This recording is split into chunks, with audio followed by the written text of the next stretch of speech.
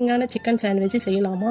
நம்ம முதல்ல இட்லி பாத்திரம் கேஸில் வச்சுட்டு இட்லி பாத்திரத்தில் தண்ணி ஊற்றிட்டு சிக்கன் ரா ஸ்மெல் போகிறதுக்காக பட்டை, லவங்கப்பூ, பிரிஞ்சி இலை ஸ்டீம் வச்சுக்கலாம். நம்ம ஸ்டீம் பண்ணதுக்கப்புறம் இட்லி தட்டில் வந்து 2 முட்டை, மிளகாய், சிக்கன், பூண்டு வேக வச்சுக்கணும். பிறகு ஒரு மிக்ஸி ஜார் எடுத்துக்கோங்க. மிக்ஸி ஜாரில் வந்து முட்டை, மிளகாய், பூண்டு, சீஸ், மிளகுத்தூள், எலுமிச்சை ஜூஸ், உப்பு போட்டு மயோனைஸ் பதத்துக்கு அரைச்சி எடுத்துக்கணும்.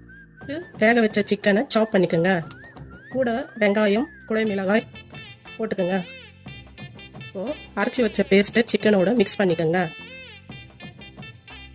இதை மிக்ஸ் பண்ணிவிட்டு கொஞ்சம் காரமாக இருக்கும் ஸ்வீட்னஸ்க்காக தக்காளி இல்லைன்னா கெச்சப் கொஞ்சம் யூஸ் பண்ணிக்கலாம்.